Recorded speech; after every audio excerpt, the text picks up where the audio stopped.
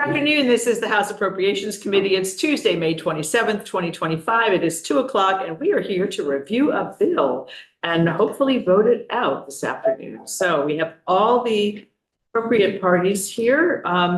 It's posted on our website and Rick is here from Ledge Council. And why don't we go through the bill?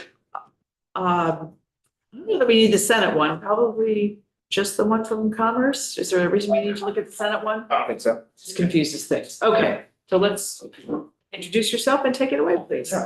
Rick Sable, Office of Legislative Counsel. My first time all session, I was telling Madam Chair, this is for some reason, I have avoided, not intentionally, No. at this committee. You have missed us, so maybe we. Yeah, I'm sorry, I missed.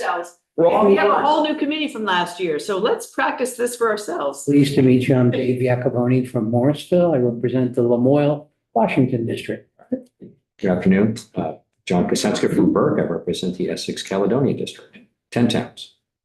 Hi, I'm Mike Nigro. I represent Bennington and Powell. I'm Stevens Waterbury, representing the Washington Chittenden district. Harrison from the town of Chittenden. And Robin Shy from Middlebury. And Tiff Moonley from Burlington. Cover Squirrel, Sheriff Corner. Wayne Rush represent Highgate, Franklin, Berkshire, and Richford.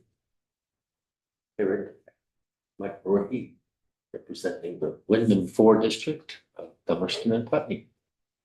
Lynn Dickinson, I represent St. Albans Town. Well, New faces and old So faces. Yeah. did we fill out your bingo card? Is that what? Yes, I need one more space. So yeah, my portfolio, obviously economic development, which this bill is mostly workforce development, IT, AI. So maybe more activity next year. We'll see on those Yeah. bills, but happy to be here. Happy to walk Great. through S-122. Okay, So as the chair, I'm going to share my screen unless you all. Sure, that's don't fine. do that. Let me try this again. Let's just share. Let's see. S-122 as reported out by the House Commerce Committee, and it totally closed my document. Wow, this is here. That's what I want. some of this will look familiar because some of it's in the budget and some of it won't. Yeah, it's an interesting bill. This was originally passed out of the Senate Economic Development Committee before the budget was passed. So what House Commerce did was take out several things that already had been appropriated for, didn't make the budget, for example. So we'll start with section 1. This is kind of a small business section. There are a couple of appropriations. Again, this money is already in the budget, but House Commerce wanted to keep it in because they wanted some enabling language to give reasons to use the money for example, this 200,000 to the Vermont Professional Colors Network for their critical workforce and business development services it provides. So again, it's already been appropriated in the budget. This is just some enabling language for that organization. Subsection B, 150,000 to the Department of Economic Development for a grant to the Vermont Small Business Development Center. Again, it's already been appropriated in the budget, but there's more language here indicating what the money's to be used for.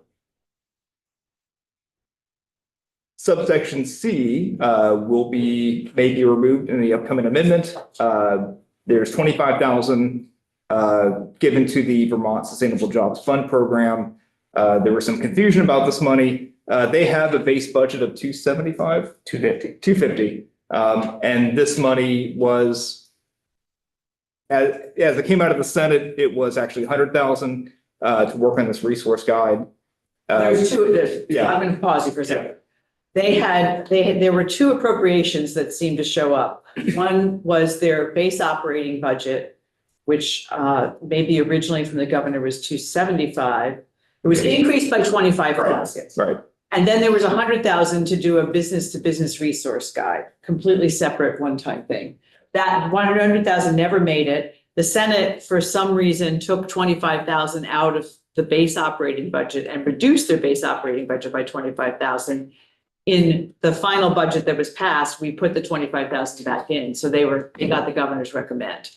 And so it has nothing to do with the resource guide. And we have confirmed this with Ellen Kaler at the Sustainable Jobs Fund. This is their operating budget. And so we don't need this. Okay, so section 2 is an appropriation to the International Business Office. This is the Montreal Trade Office, 150,000. It was in the budget. So again, just certain language that House Congress decided to keep in the bill. Can I ask? Yeah, go ahead. Since I'm presenting this, I just want to make Yes. sure I'm straight on this. So the 100, so this was a 25,000 that was floating out there that was supposed to be in the increase for their base budget. Somehow it turned, that number turned into this as opposed to the 100,000. And the 100,000 is cut completely. So There's no, the 100,000 was never in the budget. I mean, yes, the budget, they never made the budget cut. Right. And the 25,000 got misinterpreted as, instead of going back into their base budget, as to be used for a resource guide. So it was just wrong all the way around. It was Okay. never the right thing to begin with. Okay, thanks. So we just fixed it in our amendment. Okay, section 3 is a task force to explore the development of a convention center and performance venue. This is, I believe, this is a 7-person, 7-person task force, 2 members of the General Assembly, and you see several other Commissioner of Department of Economic Development or designee, the President of the Vermont Chamber or designee, the CEO of the Lake Champlain Chamber of Commerce and designee, and the President of the Vermont RDCs and the Chair of the Vermont RPCs, which is actually called the Vermont Association of Planning and Development Agencies. BAFTA. Yes, I was told, I had in their RPCs, I was told to correct it. That's right. So their powers and duties are just, you can look at this, but it is to review the feasibility of constructing a convention center and performance venue. Those could be 2 separate things, by the way. One could be Burlington, one could be Rutland and so forth. They don't have to be in the same town or the same building. Lynn? Way back when I was in Commerce. I'm not sure everybody was even here now. I testified. There was a discussion one time about, we had a convention center group. It wasn't a center, but it was a question of the chambers. Do they get enough money to do this? The Lake Champlain Chamber is bigger and more varied than the other chambers. And then what was the point of giving money to the convention center group that then would go and promote things in the state? I mean, somehow or other, I'm not sure if that got lost in the translation, but this sounds like they're trying to find a building for the convention center rather than just a group trying to attract, it was a tourism thing, a convention center, attracting. This is physical infrastructure. Yeah. Do they still have that? Did they talk about anything in there about having a convention group that tried to attract conventions or? No, that would be the tourism department. That's Yeah, not, it that's was not part of this. They were This all is, little separate things and there was, this was a money issue. I don't recall that from the testimony. This is mostly about the Building a construction building. location. Yeah. That's it. right. So it's ACCD is going to provide the administrative, technical, and legal assistance to the task force. There are 2 reports, interim due this November 1st. And then in 2026, November 1st, the final report is due. And they have some meetings requirements. First to be on July 15th, 2025. They shall be not more than 6 times. Some reimbursement language, legislators, this is your standard per diem compensation language for not more than 6 meetings. If you're not a legislator, then it's 32 VSA 1010, also not for 6 meetings. And if you're paid by your employer to attend the meeting, you don't get reimbursement. That's what 32 VSA 1010 already states. We will also have a slight amendment to that. On the payments part. Yes. Yes. To clarify a few things. Right. Okay, section 4 creates the Vermont Ireland Trade Commission. This came up last year. In fact, that may have been the bill I first came to your committee on. Was the Vermont- Might have been, and it went to the Senate. Yes. Yeah, so we don't need to really. Okay. There's one thing that will be amending this language, and I'll go over that during the amendment walkthrough. Section 5 just sets the appointment deadline. This is going to be effective July 1st, 2026. So the appointment deadline is October 1st, 2026. It is also set to repeal the sunset of June 30th, 2030. So y'all can review this commission in 5 years. Okay, Section 7 is basically a copy and paste of H34, which passed the House early on in the session. The chair of House Commerce is concerned that H34 may not make it through the Senate. Things are getting tacked onto it that may kill the bill. So there's nothing appropriate in here. Section 7 just, let me take a step back here for a second. Last year, the Assembly created this new office. It's the Office of Workforce Strategy and Development. It's a workforce training education position. One thing we couldn't get to because of lack of time was this Section 540.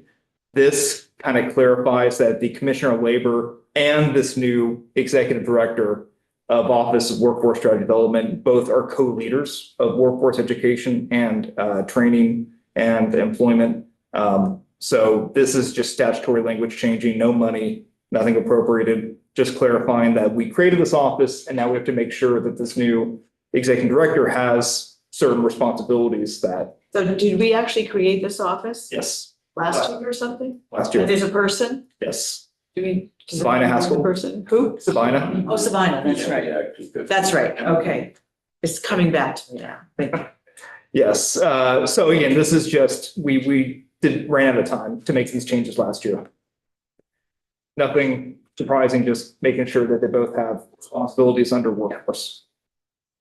Okay, skip down to page. At the bottom of page 17. Also created last year was a baby bonds program. And the Treasurer's Office came to Jonathan Gray, one of my colleagues, and requested some additional language to help them facilitate their pilot program. So Section 8 is session law that creates this 5-year authority to commence this 5-year pilot program to kind of evaluate how effective this baby bonds program could be under 3 VSA Chapter 20. On the next page, you see that it gives the treasurer the power to take certain actions, establish appoint members to advisory committee, identify research and evaluation partners, evaluate eligibility criteria for recipients and the final selection of recipients, performance metrics, reporting requirements. So again, this is not my area, but I talked to Jonathan about this. My understanding is that they already have this authority to create a program, but they wanted clear statutory direction on what to do. And you'll see why here in a second. They will do reporting each year until 2030, updating the Senate Economic Development Committee and the House Commerce Committee on the activities during the pilot program, the differences between the pilot program and the permanent program, and any other information the treasurer deems appropriate. So on or before January 15, 2031, the treasurer submits this kind of final report of the pilot program, including recipient demographics, income levels, geographic location of recipients, recipient behavioral changes, and recipient access to wraparound services. So this is kind of you'll see here in a second, a pretty important final report that will determine whether or not they will continue with the baby bond program. They're given 5 years to kind of see the effectiveness of it, if they think it's worth, and also you have to appropriate money at the end of it to fund the program. So this gives you also a way to see if it's something you want to continue. So in the amendment, we've added us to getting the Yes. reports in 2 places. Okay, Section 9 is the creation of a special fund. This is an ask of the Treasurer's Office. And this fund shall consist of all gifts, donations, and grants from any source, public or private, dedicated for deposit into the fund for purposes of the baby bond pilot program. So this fund, you have your standard language about earnings shall remain in the fund. And it will terminate upon completion of the pilot program. So did I hear that there is actually somebody who's made a donation and they need a fund to put the money into, or am I making that up? I don't know. There is a fund, right? This This is the creation of a special fund. They may have an account, but they want something created by you all to have it separate. okay. I think I saw Wayne and then Lynn. So how's this expected to work? Who's gonna, I assume it's a bond, so it's money's gonna be provided for some duration of time. I assume it goes back into the fund once this expiration date comes. That was all done in the legislation last year, creating the program. So it's created, The so program's already created. this is just providing the authority to actually go ahead and do it. The pilot program. So It's a little more complicated than that. Go ahead, Lynn. Okay, since I have the treasurer's office, I have several conversations with them about this. The baby bonds, the original goal that we talked about last year is we were gonna put $1,000 into a fund for each person who was born under and paid for by Medicaid for every baby. And then over a period of 18, 21 years, wherever the time was, till they're old enough to be able to access this, it would be used, and I think it's the same languages in here, to go for education, like higher education, to buy a home, have access to something that would be a aspirational Right. thing that would give them a leg up on society since they would normally not have this. This piece here with the one this year, I believe we started it, but we didn't fund it, but I mean, it was. We're still not funding anything, Yeah. right? We just set up the structure. And it would be managed by, this fund would be managed by the treasurer, who manages all our other funds, but that's not a real issue for them. And I think that any administration of it would come out of the funds that they would manage, just like it does with all their other money. Okay. Now, this is a pilot, and it's a pilot because they want to see, somebody has indicated that maybe this would be a good idea so that they see if it works. Yeah. It doesn't require money from us. That's right. Because they are going to find people who will donate to this, and they're going to start, instead of starting for infants, they're going to start at like 12 or 14 years old or something, and then that will accumulate enough money over 3 or 4 or 5 years that they can see if this actually works. And if the people who it is intended to help actually understand how it's supposed to work and take advantage of the things that the treasurer wants them to take advantage of. Do they start to go to college? Do they Yes, go to do they- business, yeah. get secondary, Yeah, certificates? it's not just gonna be money to go out and, That's right. No, it's very specific. It's very specific, and I think the treasurer has to approve every single one of the withdrawals. So that's what this is for. And the question I had at the time was, well, where are you gonna get the money for this? Right. And he said, oh, we've got private donors who probably would be willing to make a donation to see if this works. So that's the logic behind what this one is. It's supposed to create wealth for a group of people who may not have any access to any assets or wealth. And it's supposed to help them use that wisely. So it's something that we're in. So it's not directly creating wealth, it's creating opportunity for them to do Opportunity things for which money. then in turn may create Yes. more wealth than they would have if they were In sitting at sense home. that they can go to college with or buy a Right. house or something. So that's where the germination of it is, and that's how it works. This is the pilot to see at the end, and it's got a whole bunch of stuff in here about wraparound services. Right, That are probably important because they would need more than just having. here's the check, good luck, yeah. I was thinking more it was mini bonds rather than actual babies. No, there's real babies, and they will have money, and the goal is to do this thing and see if it actually does what it's intended to do, and not just some aspirational But thing. instead of waiting for 18 years for a child born tomorrow, it's starting with a little older kids to see how the behavior, if this behavior changes or, yeah. And I think that was part of the request from the treasurer's office, is that there's an understanding that they have this 5-year kind of timeline to work with. And you'll see the next section, section 10, is the statute where the baby bonds is located. That was created last year. So we had language in there creating this pilot program in statute because we are creating session law that addresses it more directly. The portion of statute 609 that created this pilot program is being strike through, because it's now in session law. And you can see the difference here. The current language says, the treasurer's duty to implement this chapter, meaning baby bonds, is contingent upon publication by the treasurer of an official statement that the treasurer has received donations designated for purposes of implementation or administration of the trust in an amount sufficient to operate a pilot program. Upon publication, the treasurer shall commence a pilot program implementing the trust pursuant to the provisions chapter.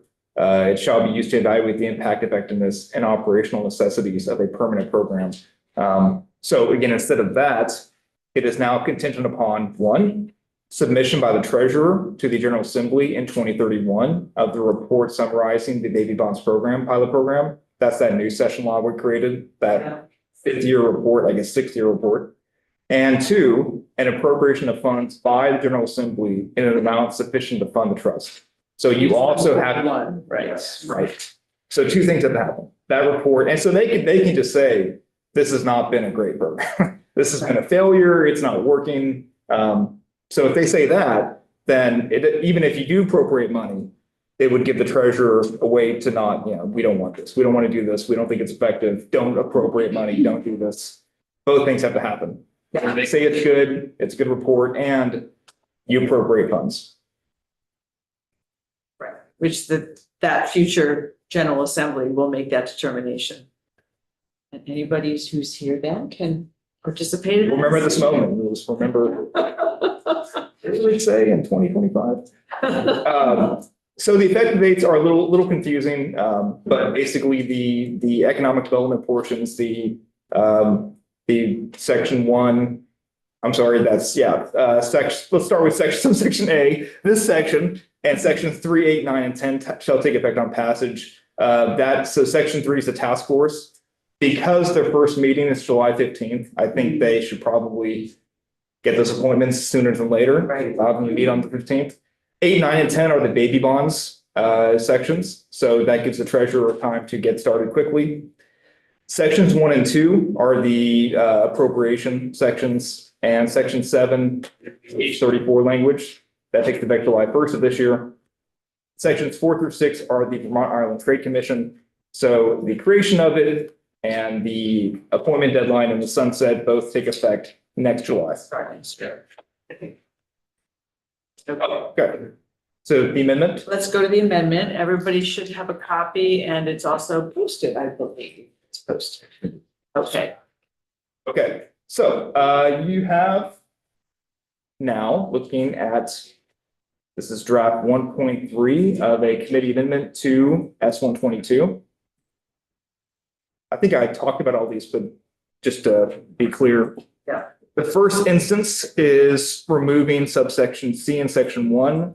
That is the $25,000 Vermont Sustainable Jobs Fund appropriation. That money is already in the budget, not for their business resource guide. So that's just being removed. Second amendment is the task force for the convention center. So we are removing the reimbursement language and just replacing it with similar but different reimbursement language. So the difference, you can look along, but so subdivision 1, we are adding the last sentence for legislative members of the task force, which there should be 2 of them. These payments shall be made from monies appropriated to the General Assembly. That was not in the original language. And that's standard for what we say for legislators. Right. So that's all set. Subdivision. Oh, Jim, you have a question about that? Yeah, Rick, I know we talked about this earlier when you started going through the bill, but the monies that are duplicative of the budget, are they necessary to keep in the bill? The budget's already been signed. Right. There's no question of whether the budget's gonna get done or not. So I just, Can we finish I- the reimbursement part first before we Sorry. go to that? well, we've already went right by it. So, We'll go back, I Okay. promise. So subdivision 2 of the reimbursement language, we're using other members 32 VSA 1010 for not more than 6 meetings. The change is the last sentence there. We are adding in, these payments shall be made from monies appropriated to the Agency of Commerce and Community Development. So the thought here is that because these per diems did not make it into the budget, that if a non-legislative member on the committee is not paid by their employer to attend these meetings, that ACCB can pay their reimbursement per diem if they have the money. But it's highly unlikely given the people, the other members of the convention, but you always have to put that in there in case. So I want to just finish this and then we'll go back to your question. so the last thing is not here. Subdivision 3 is in the bill. And if you look back at the bill, subdivision 3 said payments made to members of the task force authorized under the subsection shall be made from monies appropriated from the general fund. We have to strike that now because we are clarifying that the non-legislative members get paid by ACCB, not by money from the general fund. Any questions about that reimbursement language? Okay, Rep. Harrison, it's a good question. House Commerce considered this, and I asked them, I told them you don't have to have this. But they wanted the enabling language. They wanted to, because on the budget, you just say that X amount of money is appropriated, right? A House Commerce liked that there was some additional language indicating what the money is to be used for. Okay, is there any chance it could be seen as being added to the money in the budget? No, because Grady with JFO actually tweaked the language a little bit. And so it says out of monies appropriated to the Department of Economic Development, 200,000 shall be allocated. So that verbiage indicates that this money's already, we're not appropriating anything, we're allocating that money. Explaining how it's supposed to be used in greater detail. Yeah, I hadn't seen that of monies appropriated. So. Yeah, and that's fine. I worry when we put money in two different, as a rule, we tend to pull money out if it's in the budget. And we didn't do that in this case. So but Grady got his hands on it, so that was good. Yeah. Right. So is this expected to be one time or is this going to recur each year? Which thing? Money, Which money? all the money listed in the, It depends on where we put it in the budget. It is one time. it's all one time. I think they're both one time. But yeah, the section 1A and B are one-time They're one time. appropriations. Is that- It's still appropriated to the Department of Economic Development. Okay. But if you look in our one time in the budget, you'll see it there. Okay. And, okay, yeah. So but what I was getting at is the expectation that it's going to be one time for the next 5 years or whatever. Or is there a sunset? No, this is just the money for the Professionals of Color Network and the Department, Small Business Development Center. That he was talking about. Yeah, no, it is listed as one time. That doesn't mean it doesn't get. We often do the same one-time thing year after year. That's not unheard of at all. Okay, let's continue with this, the Irish Trade Commission. Okay. So the third instance on page 2 is actually adding in a new subsection. This was in the bill. So there was a S78 was the Vermont Ireland Trade Commission bill, just the bill itself. And this was in there. It reads, members of the commission shall not receive compensation or be entitled to reimbursement of expenses by the state of Vermont for their service on the commission.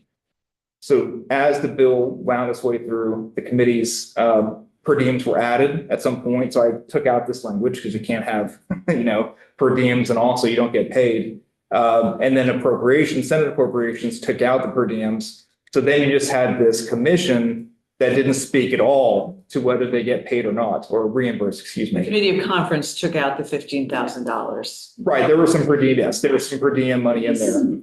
That's. So I feel better. If I were on the commission, I'd want to know that I'm not going to get reimbursed. So this language makes it clear that, yeah, if you serve in this commission, you are not going to get reimbursed for your expenses. Right now it's silent, and I think there should be language that makes it clear. No, I really appreciate that you bringing that up. Okay, the fourth instance is on the baby bonds pilot program language, as the chair indicated, adding this committee to both reports. The next 5 years, the annual report that you get, and the final report, which is the fifth instance of amendment, is adding this committee to the list of committees that get the report. And I believe that is it. Those are the 5 amendments. Questions on the amendment? Makes sense? Feels better to me. You're good. This is what Tom? happens when you do the budget before, it's like. Well, some of it's a budget and some of it, yeah, Yeah. yeah, it was helpful to have more information when we're going through this bill, so. And Pat, you did a fiscal note that we looked at and I can't leave Pat out after. I don't know how much you want to tell us about it. I know if you were to do it right now, based on our amendment, it would change from what was. Yeah, so Pat Terton, Joint Fiscal Office. I'll be quite honest, I'm not sure I have anything to add to what Rick has told you, sitting here listening to him. So if you want to leave it at that, that's fine with me. Okay. Does anybody have any questions on the fiscal note? So if you were to redo a new one, which she doesn't need to do for our sake, the 25,000 to the Sustainable Jobs Fund would come out. The comment that the 5,000 per diems for the task force is accounted for in the fiscal 26 budget. Just one thing I would say about the language in the fiscal note about that is maybe it's using the wrong A word. So, accounting for is a little different than accommodating for. So the comment is more. Accounted for. Yeah, it should say can be accommodated by. Can be accommodated by, yes. That would be the better way of phrasing that. Yeah, but in this case, it's coming from two different places. Right. The General Assembly budget and ACCD budget, so having that spelled out in the amendment. So, if there are no questions, I would entertain a motion to first, approve the, our committee amendment. So, Okay. whatever. Got it first. Just Any questions on the amendment? No competition. Hearing none, when the clerk is ready on the amendment. Representative Bloomley, Yes. Representative Dickinson, Yes. Representative Harrison, Yes. Representative Kaczynska, Yes. Representative Roche, Yes.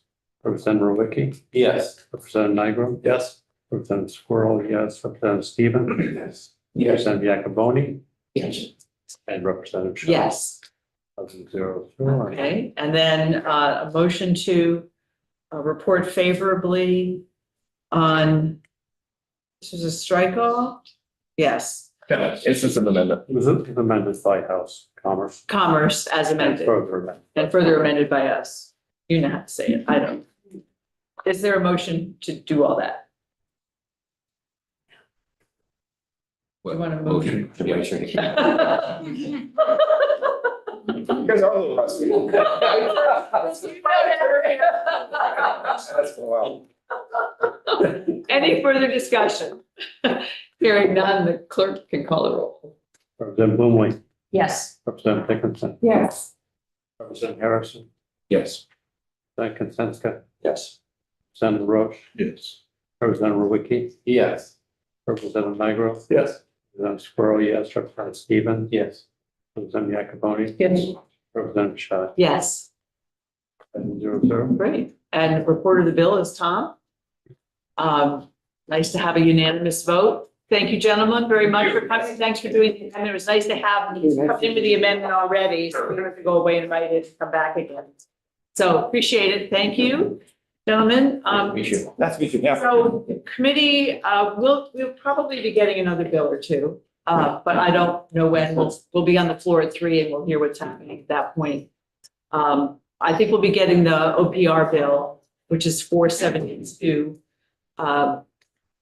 You will see also something familiar that has in it the 170,000 for the mental health executive officer that we already approved and put in the budget. So we'll, and then there's some stuff getting stripped out of that bill. So it will, I think, get to us Why eventually. don't I think so? 124 was, is that the miscellaneous ag bill? Yeah, but maybe it's not that. Some bill that doesn't have any money in it, but used to. Used have to? money. I can't- Yeah, if there's one of those, if it ever had money in it, even though it doesn't, it's gonna come to us. And I don't know about that. Okay, So- that may be a different. Okay, all right. So to be continued at a time to be determined, and let's go